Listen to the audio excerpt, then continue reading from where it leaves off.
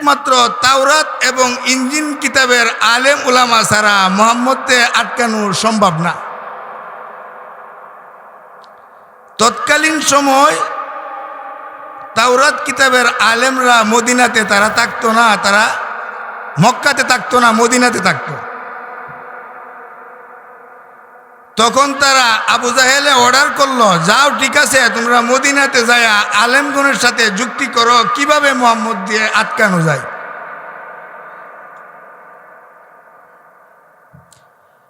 তখন নজর ইবনে হারেস মদিনাতে যাইয়া তাওরাত এবং ইঞ্জিল কিতাবের আলেম উলামাদেরকে বলল, এই মদিনার আলেমগণ, তোমাদের কাছে আমরা এসেছি একটি যুক্তি নেওয়ার জন্য। মক্কাতে মুহাম্মদের ছেলে আব্দুল্লাহর ফুলা মুহাম্মদ, সেই লোকটা কোনো লেখাপড়া জানে না, কোনো মাদ্রাসায়ও পড়ে নাই, সে নাকি নবী দাবি করে। তোমরা এত বড় বড় আলেম উলামা থাকতে, মদিনার আবু জাহেল আবু লাহাব তারা এত বড় বড় নেতা থাকতে তাদের কথা সে মানে না, সে নবী, নিজেকে নবী দাবি করে। অহন তাকে আমরা আটকানোর জন্য আপনাদের কাছে এসেছি গো আলেম উলামা, আপনারা আমাদেরকে একটা যুক্তি প্রদান করেন। মদিনার আলেম উলামারা বলল, হ্যাঁ নজর ইবনে হারেস, তোমরাই বলেছ মুহাম্মদ কোনো মাদ্রাসায় লেখাপড়া করেন নাই, সে সাধারণ মানুষ, মূর্খ মানুষ। ঠিক আছে, আমাদেরকে একদিন সময় দাও, আমরা যুক্তি করি মুহাম্মদকে কিভাবে আটকানো যায়। যদি সে আসলেই আম্মক মানুষ হয়ে থাকে, আমরা 3টা প্রশ্ন করব, 3টা প্রশ্নর জবাব দিতে পারবে না। আর যদি সেই প্রশ্নের জবাব দিয়ে ফেলে, তাহলে মনে করবা সে সাধারণ মানুষ নয়, ওনার কাছে ওহী নাযিল হয়। এই কথা বলার সঙ্গে সঙ্গে নজর ইবনে হারেস একদিন পরে আবার মদিনার আলেমদের কাছে গেল। যাওয়ার পরে তাওরাত এবং ইঞ্জিল কিতাবের আলেম উলামারা বলল, হে নজর ইবনে হারেস, আমরা তোমাদেরকে 3টা প্রশ্ন করব। একটি প্রশ্ন হইল কি জানুনি? একটি প্রশ্ন হইল সূর্যটা যেই জায়গার থেকে উঠবে এবং যেই জায়গায় অস্ত যাবে, সেই অস্ত যাওয়া এবং ওটা যেই ব্যক্তি নিজ চোখে দেখেছে তার নাম কি এবং তার পরিচয় কি? এই হইল একটি প্রশ্ন। আর 2 নম্বর প্রশ্ন হইল, কয়েকজন যুবক গুহার ভিতরে অনেক দিন তারা বন্ধ অবস্থা, তারা লুকাইয়া রয়েছে। সেই যুবকগুলা কারা, কেন লুকাইয়া রয়েছে? 3 নম্বর প্রশ্ন হলো, রূহ কি, রূহ কাকে বলে? এই প্রশ্নগুলা যায়া মুহাম্মদকে করবা।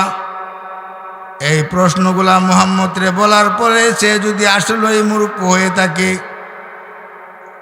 নবী দাবি করে, তাহলে সে প্রশ্নের উত্তর দিতে পারবে না। আর যদি সেই উত্তর দিয়ে ফেলে, তে মনে করবার সে আসলেই নবী।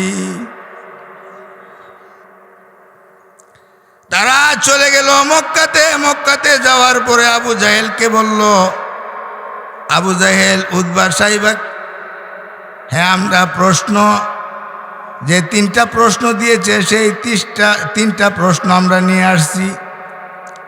আবু জাহেল তো অনেক বুদ্ধিমতী লোক। আবু জাহেল বলে, তোমরা যে 3টা প্রশ্ন নিয়ে আসলা, 3টা প্রশ্নের উত্তর তোমরা জানোনি?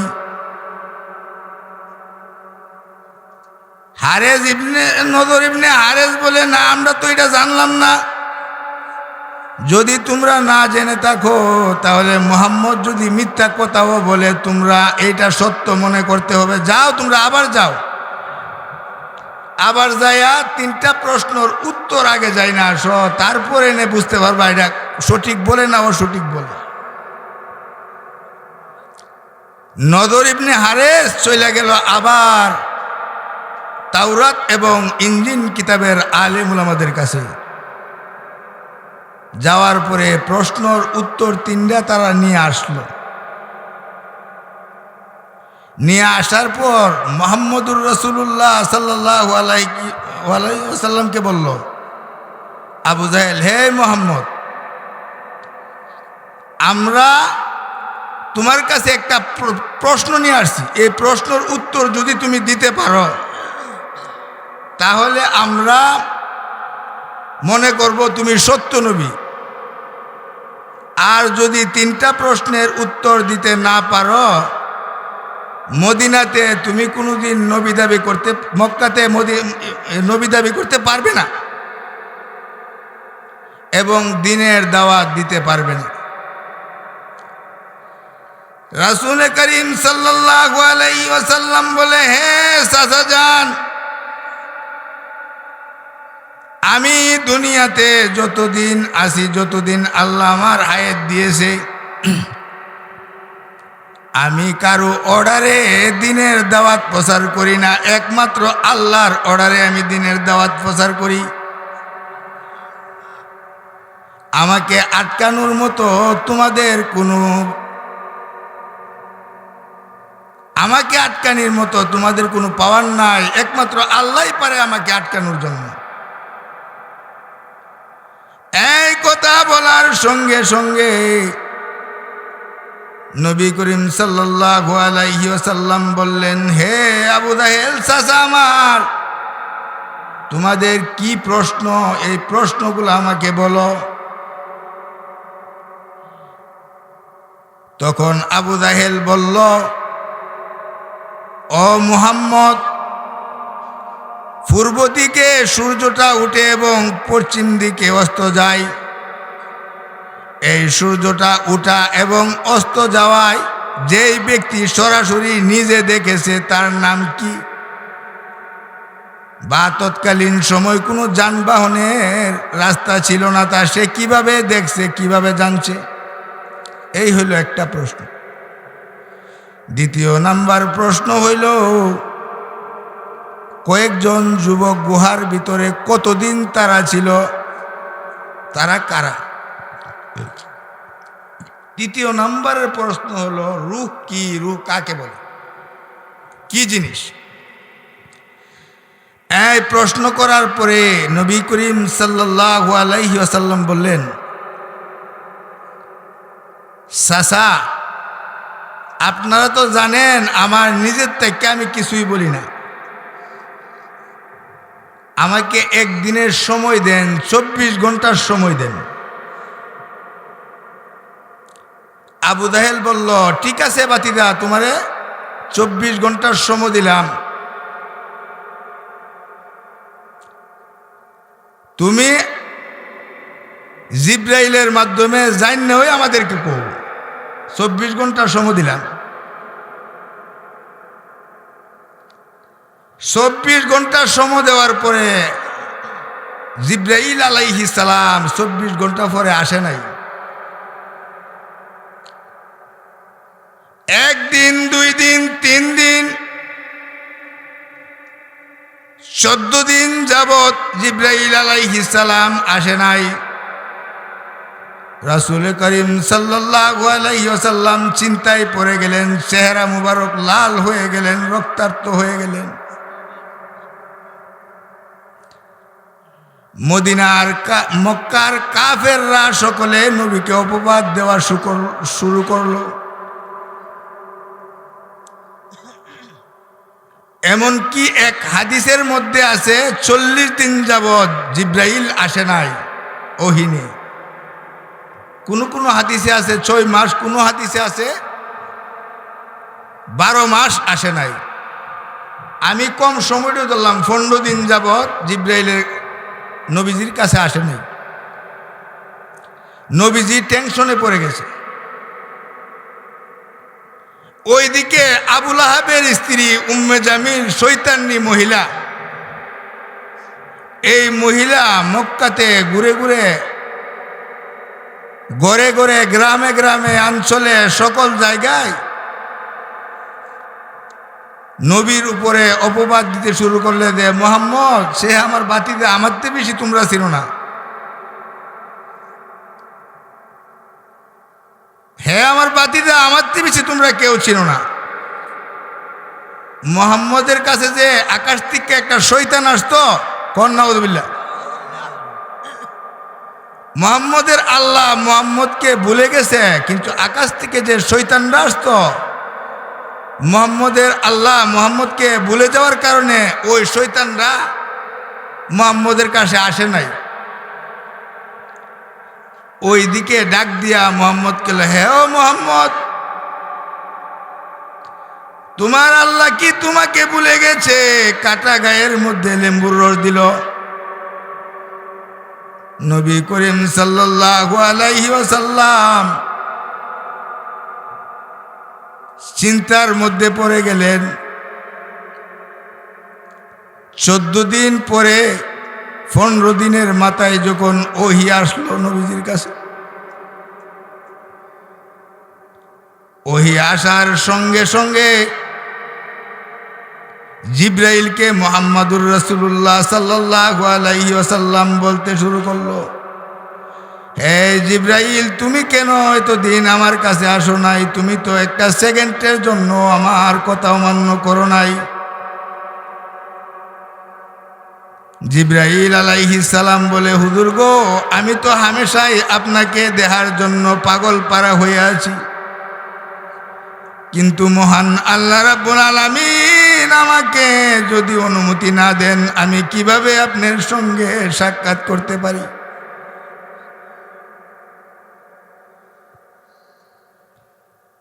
মুহাম্মদের কাছে জিব্রাইল আসে না, এই জন্য আমিও কাফেরদেরকে প্রশ্নের জবাব দিতে পারি নাই। মুহাম্মাদুর রাসূলুল্লাহ সাল্লাল্লাহু আলাইহি ওয়াসাল্লাম বলেন, জিব্রাইল রে, আমিও তো আমার মনের চাইতে কিছু বলতে পারি না। মোহাম্মদ হারগিজ না গুফতা তা না গুফতা জিব্রাইল, জিব্রাইল হারগিজ না গুফতা তা না গুফতা রব্বুল জলিল। মোহাম্মদ কিছুই জানে না, জিব্রাইল জানাইলে তারপরে জানতে পারে। জিব্রাইল কিছু জানে না, আল্লাহ জানাইলে জিব্রাইল জানে।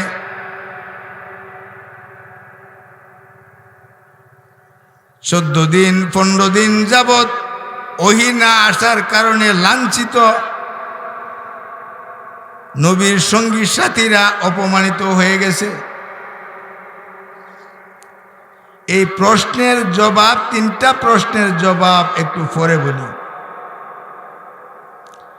ওহী মুহাম্মাদুর রাসূলুল্লাহ সাল্লাল্লাহু আলাইহি ওয়াসাল্লামের কাছে না আসার কারণ কি?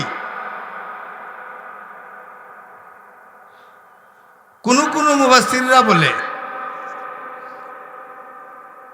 যখন আবু জাহেল আবু লাহাব তারা প্রশ্ন করছিল মুহাম্মদকে,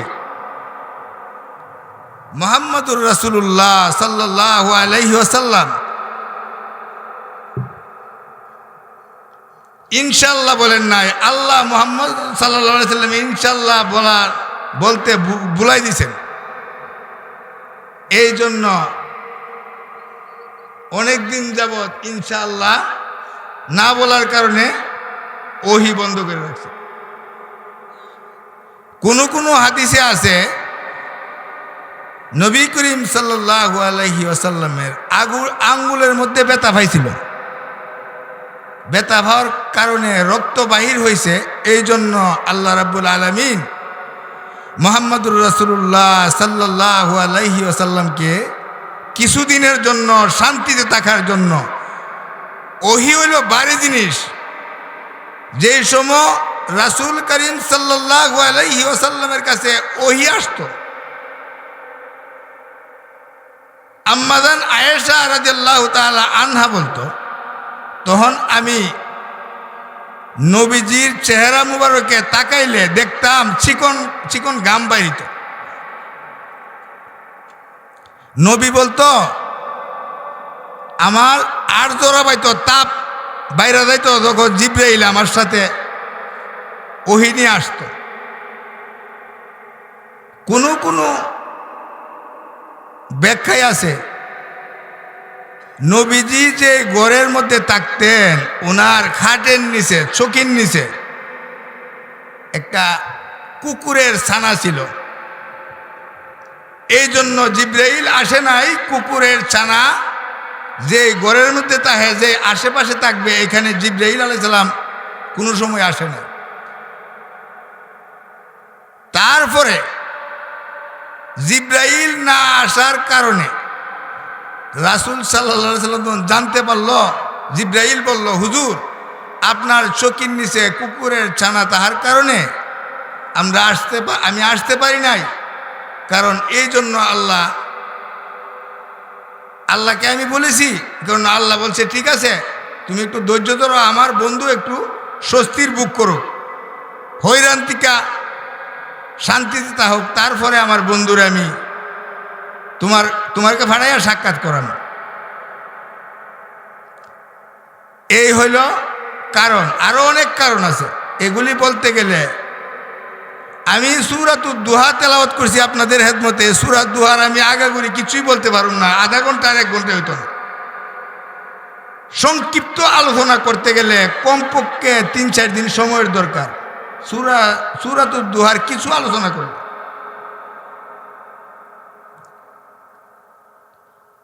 বুখারী শরীফের এক হাদিসের মধ্যে, বুখারী শরীফের মধ্যে আছে ইব্রাহিম খলিলুল্লাহ উনি আল্লাহকে বলছিল, আল্লাহ আমি জান্নাতি, আমার পিতা জাহান্নামী, আমার পিতা কাফের হইতে পারে, ইহুদি নাসারা হইতে পারে, আমার পিতা সত হইল আমার তো বাপ, আমার বাপে যদি জাহান্নামে থাকে আমি জান্নাতে থাকতে কি শান্তি পাব না? আমি তো শান্তি পাইতাম না। এই কথা বলার পরে আল্লাহ বলছে, ইব্রাহিম তুমি কি আমার নীতি কারণগুলা ভুলে গেছ? ইব্রাহিম বলে আল্লাহ কি? আল্লাহ কইছে যে যেই কোনো ব্যক্তি আমি আল্লাহর সাথে শরীকদার সাব্যস্ত করে, ওই ব্যক্তির জন্য, মানুষের না সমস্ত পয়গম্বরদের জন্য, ওই ব্যক্তির জন্য সুপারিশ করা হারাম হারাম হারাম। নবীরে আল্লাহ কইছে সুপারিশ করা হারাম। গেল তোমার বাপ মূর্তি পূজারী, আল্লাহর সাথে শরীকদার সাব্যস্ত করেনি, আজর ব্রাহ্মণ, তোমার তো বাপ ছিল সে তো মূর্তি পূজারী, আমি আল্লাহর শরীকদার করছিনি। যদি কইরা থাকে তাহলে আমি যে হাদিসের মধ্যে বললাম যে আল্লাহর সাথে যে ব্যক্তি শরীকদার সাব্যস্ত করব তার জন্য সমস্ত পয়গম্বরদের সুপারিশ করা হারাম। তুমি তো আম মানুষ না, তুমি তো পয়গম্বর, পয়গম্বরদের জন্য আমি হারাম করে দিয়েছি, তুমি কি হারাম কাজ করতে চাও? এই গেল একটা। দ্বিতীয় নাম্বার হইল তুমি যে বললা তোমার বাবা, কথাটা বালা করে ধ্যান ভাবে শুনলেন আপনারা, রইল তোমাদের এই কথা। তুমি মনে করো না তোমার বাবারে আমি জাহান্নামে যখন জ্বলবো তোমার বাবা তুমি চিনবা, এটা মনে করো না। তোমার বাবার শুরুতে আমি তোমারে জাহান্নামে দিব না, তোমার বাবার শুরু তুমি দেখতে না, তোমার বাবার আমি শুয়োর বানাইয়া জাহান্নামে দিব। তখন দেখবা শুয়োর জাহান্নামে জ্বলতেছে, তোমার বাপ এটা মনে হইতো না। এই গেল একটা। দ্বিতীয় নম্বর হইল এবং তোমার বাবা জাহান্নামে জ্বলে কিনা এই জ্ঞান শক্তিও আমি আল্লাহ তোমার দিতাম না।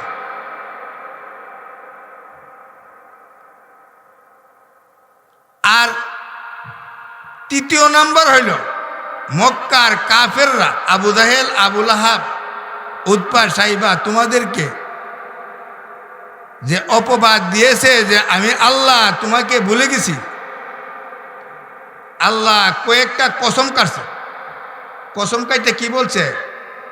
বন্ধু হে আমার, আমি তো আপনাকে ভুলি নাই, আমি আপনাকে ভুলি নাই, ভুলতে পারি না। কসমগুলা কিসের কাছে? সূর্যের প্রহর এবং অন্ধকারের নিশি, যেমন ওয়াদ্দুহা ওয়াল্লাইলি ইযা সাজা। ওয়াদ্দুহা, দুহা শব্দের অর্থ কি? দুহার অনেক ব্যাখ্যা। একটা ব্যাখ্যা হইল দুহা হইল ফোকাস, আলু। সূর্যটা যখন লাল হয়ে উঠে তারপরে একটু উপরে উঠার পরে প্রহর, আলুর প্রহর উঠে। এই সূর্যের প্রহরের কসম খেয়ে আমি আল্লাহ বললাম। ওয়াদ্দুহা ওয়াল্লাইলি ইযা সাজা, এবং নিশি অন্ধকারের কসম খেয়ে বললাম। কি বললাম? ওয়াদ্দুহা ওয়াল্লাইলি ইযা সাজা মা ওয়াদ্দাআকা রাব্বুকা ওয়া মা ক্বালা। না গো নবী না, আমি আপনাকে ভুলি নাই, আমি আপনাকে ভুলতে পারি না। কাফেররা আপনাকে বলতে পারে, আবু লাহাবের স্ত্রী আপনাকে বলতে পারে, তাদের ক্ষমতা ওই কত রাখে, বললে কি কাজ হবে, আমি আপনাকে বলি নাই। ওয়ালাল আখিরাতু খায়রুল লাকা মিনাল উলা। আমি আপনার কাছে উহি না দেওয়ার কারণে, যতদিন আমি আপনার কাছে উহি বন্ধ রেখেছি, এই জন্য আমি ইহকাল এবং পরকালে আপনার জন্য মঙ্গল কামনা করি, মঙ্গল রেখেছি। কি মঙ্গল? ওয়ালাল আখিরাতু খায়রুল লাকা মিনাল উলা, আখিরাতে আপনার জন্য মঙ্গল রেখেছি। ওয়ালা সাউফা ইউতিকা রাব্বুকা ফাতারদা, এবং আপনাকে আমি খুশি করব, খুশি কইরাই ছাড়ব। আল্লাহ কি কইছে? নবী গো, আপনাকে আমি খুশি কইরাই ছাড়ব, বেজার রাখতাবই না। বেজার যে রাখতো না, তখন আমরা নবী কি কইছে? যদি আপনাকে আমারে খুশি করতে নিছেন, পৃথিবীতে আমার যত উম্মত আছে, গুনার কারণে, গুনাহ হইবার কারণে যত উম্মত জাহান্নামে চলে যাবে, সমস্ত উম্মত, একটা বাদ থাকলে হইতো না, সমস্ত উম্মত যতক্ষণ পর্যন্ত জান্নাতে না দিবেন, আমি আল্লাহ খুশি হইতামই না। ফাইসালা শেষ নি, শেষ। আল্লাহ কইছে আল্লাহরে খুশি কইরই ছাড়ব, না কইরা ছাড়তই না আল্লাহরে। আল্লাহ কইছে নবীরে খুশি করবার, নবী কইছে হইতাম না, যতক্ষণ কিন্তু আমার একটা উম্মত জাহান্নামে থাকবো, আমি নবী খুশি হইতাম না। আল্লাহ কইছে খুশি আমি করুমই। আপনার সব উম্মত জান্নাতে যদি দেওয়ান লাগে, সব দিয়ে হইলো আপনারা খুশি করুন। তো আর আমরা ইবাদত না করলেও চলবো নাকি? তা চলবো, কিন্তু আছে। কিন্তু কি? আল্লাহ কইছে, এক হাদিসের মধ্যে আছে, অন্তর সময় নাই কিতা কইতাম, কমপক্ষে 2-2.5 ঘন্টা সময় পাইতাম, তাহলে কিছুটা বলতে পারতাম। আল্লাহ বলছে, ওগো নবীজি, আপনার কথা আমি রাখলাম, ঠিক আছে, কিন্তু যে ব্যক্তি আমি আল্লাহর সাথে শিরিক করবে, আমি আল্লাহর সাথে আল্লাহর সমতুল্য করবে, সেই ব্যক্তির জন্য আমি আগেই বলেছি সকল পয়গম্বরদের সুপারিশ করা হারাম হারাম হারাম। আরো কি কসম কাটলেন? ওয়াদ্দুহা ওয়াল্লাইলি ইযা সাজা, আপনার সুন্দর সুন্দর চেহারার কসম খেয়ে বলছি। মা ওয়াদ্দাআকা রাব্বুকা ওয়া মা ক্বালা ওয়ালাল আখিরাতু খায়রুল লাকা মিনাল উলা, আপনাকে খুশি করব ওয়াল্লাইলি ইযা সাজা, এবং আপনার কালো কুচকুচে বাবরি চুলের কসম খেয়ে আমি আল্লাহ বললাম, আপনাকে আমি কোনোদিন বেরাজ করব না, সবসময় খুশিতে রাখব। আল্লাহ এইভাবে নবীজিকে খুশি করবার জন্য এবং নবীজিকে যে অপবাদ দিয়েছে অপবাদের জবাব দেওয়ার জন্য সূরাতুদ দুহা নাযিল করছে। অন আমি কি ওয়াজ করব, হুজুর আইসা পড়ছে, কথা কইবার সময় নাই।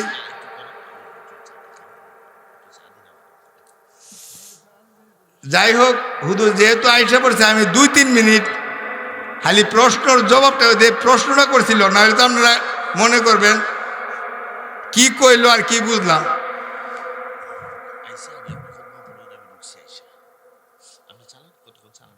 এই কথা বলবেন। হ্যাঁ, নজর ইবনে হারেস যে প্রশ্ন নিয়ে আসছিল, প্রথম প্রশ্নটা কি ছিল? সূর্য উদয়স্থান এবং যেই জায়গাতে অস্ত যাবে অস্তান, সেই স্থানটা কে দেখেছে? তার নাম কি?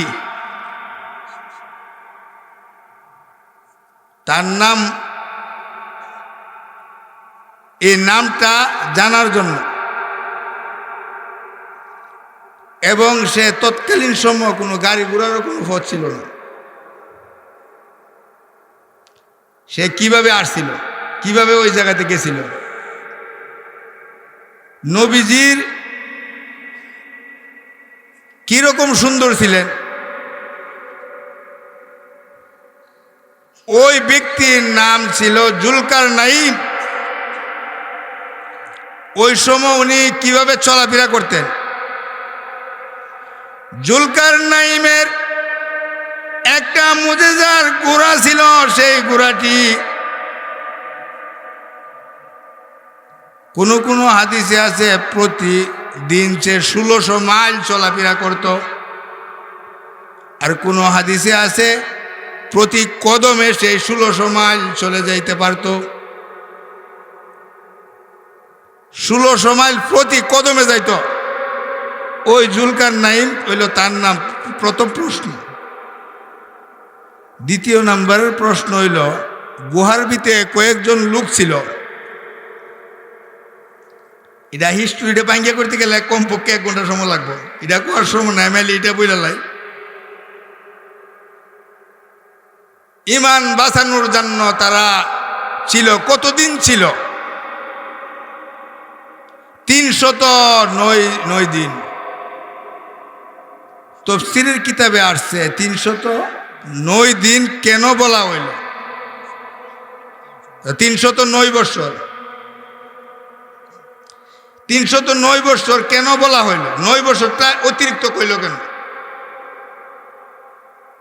সূর্যের হিসাবে, তাওরাত এবং ইনজিল কিতাবের আলেম উলামার হিসাবে, সূর্যের হিসাবে 31 মাস আসেনি, 29 আছে, 28 আসেনি, আছে।